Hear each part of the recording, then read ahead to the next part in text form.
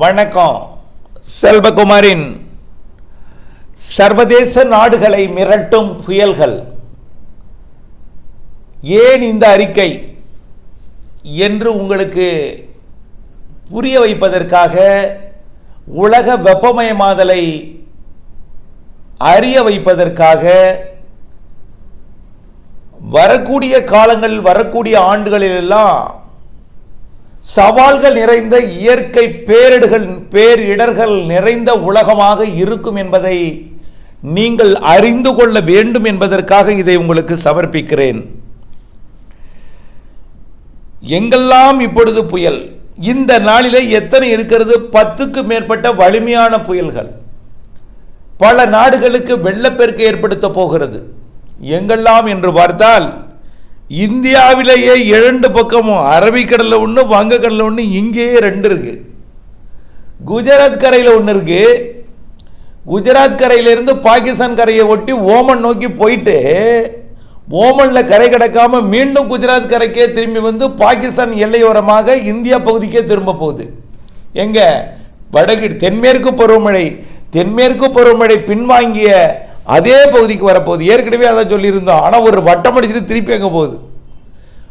ஞாபகம் இருக்கா? தென்மேற்கு பருவமழை பின்வாங்கி இருக்கக்கூடிய இடத்திற்கோ போகும் என்றோம்.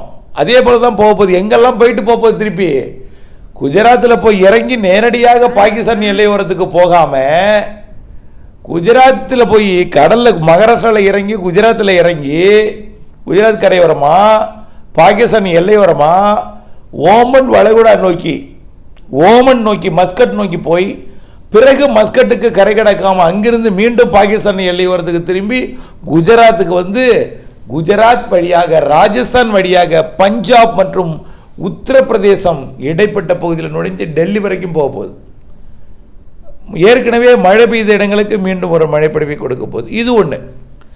அடுத்தது, தற்பொழுது ஆந்திர பிரதேச கரையோரமாக உருவாகி இருக்கக்கூடிய காற்றழுத்த தாழ்வு மண்டலம், அது ஒடிசா கரை கடந்து, ஆந்திர பிரதேசம் ஒடிசா இடைப்பட்ட பகுதியை கரை கடந்து, ஒடிசா சத்தீஸ்கர் வழியா பீகார், ஜார்க்கண்ட், உத்தரப்பிரதேசம், இமயமலை நோக்கி, உத்தரகாண்ட் பகுதி, நேபாள பகுதிக்கு நோக்கி போக போகுது.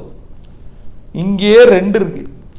சரி, அடுத்தது ஏற்கனவே ரகசா புயல் நினைவிருக்கலாம்.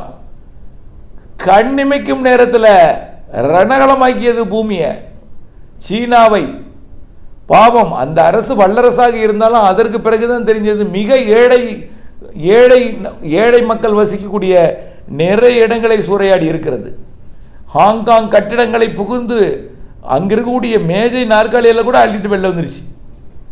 ஆக ரகசா புயல் ஏற்கனவே அது பிலிப்பைன்ஸின் வடக்கு பகுதியையும் தாய்வானையும் தாக்கி வெள்ளப்பெருக்கு ஏற்படுத்தி, ஹாங்காங் கட்டிடங்களை தாக்கி, ஹாங்காங்குக்கு அடுத்தபடியாக சீனாவின் பெரும்பகுதியை தாக்கி, அது வெள்ளப்பெருக்கை வியட்நாமுக்கும் ஏற்படுத்தியது.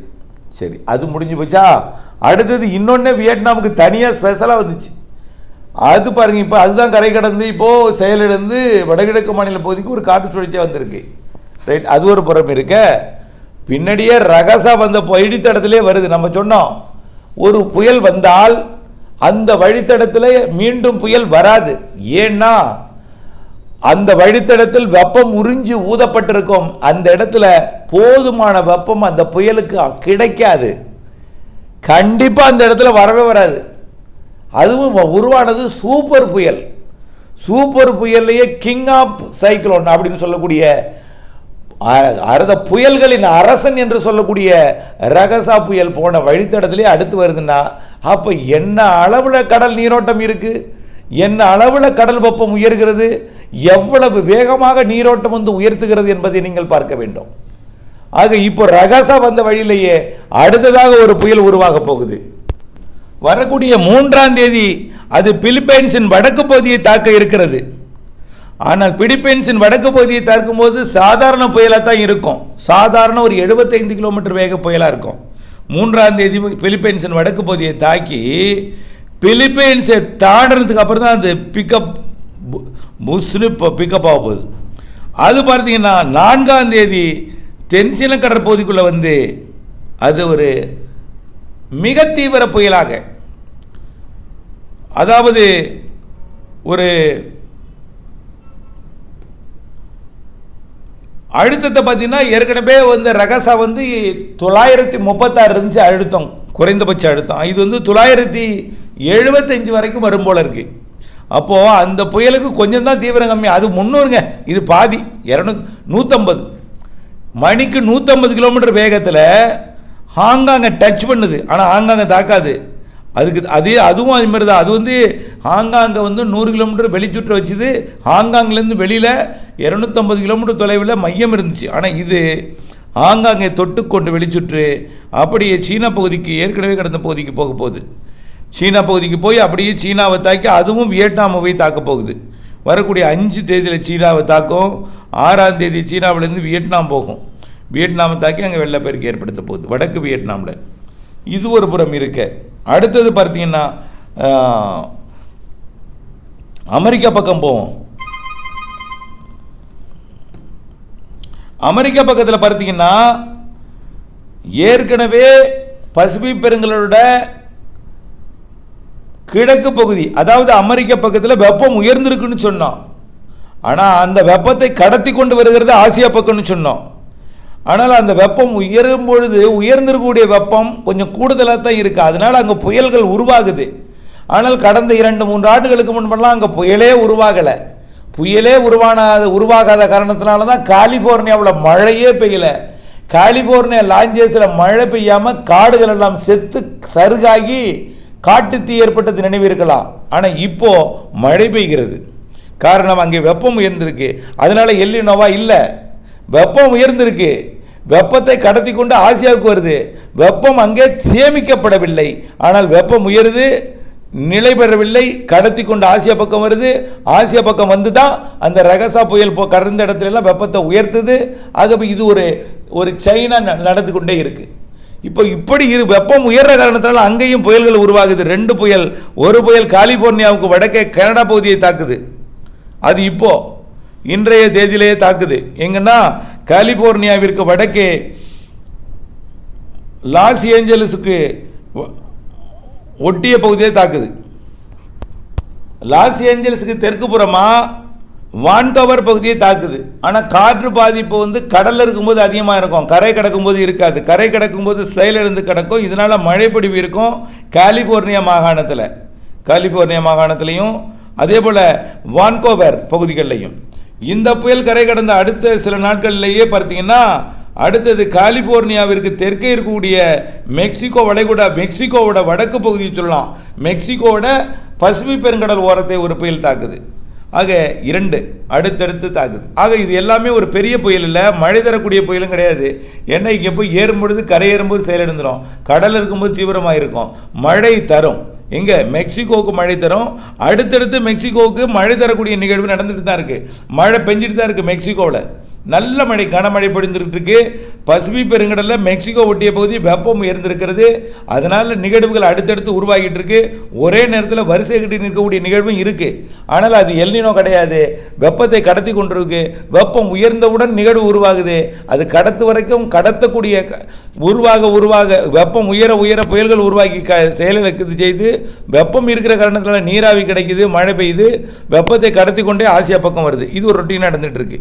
சரி, சரி, பசிபிக் பெருங்கடல் பக்கம் அமெரிக்காவோட, அதாவது மேற்கு பகுதி பசிபிக் பெருங்கடலோட கிழக்கு பகுதிக்கு இப்படி இருக்குன்னா அட்லாண்டிக் பெருங்கடல பார்த்தீங்கன்னா 2 ஜோடி, ஒரு ஜோடி புயல், ஒரு ஜோடிங்க, 2ம் இணைப்பு சுழற்சியால் பிணைக்கப்பட்டு 2 தனித்தனி பேர் கொண்ட புயல்.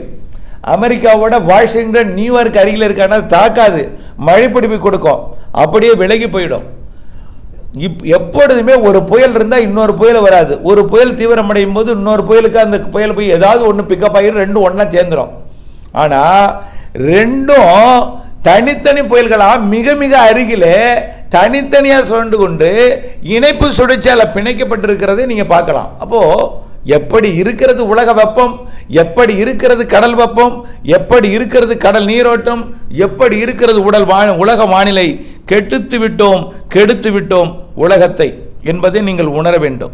இவை 2ம் இணையவே இணையாது. 2ம் தனித்தனியாக எங்கே போகும் பார்த்தீங்கன்னா கிரீன்லாந்துக்கும் அப்படியே பார்த்தீங்கன்னா அயர்லாந்துக்கும் இடையில போகும். எங்கே இருக்குது அயர்லாந்து? ஐரோப்பாவோட யுனைடெட் கிங்டத்திற்கு மேற்கு புறம் இருக்கக்கூடிய அயர்லாந்துக்கு போகும். அங்கே போய் பனி புயல், குளிர் ஏற்படி. இப்போ சூரியன் குத்துக்கதிர் தெற்கே வந்துருச்சு.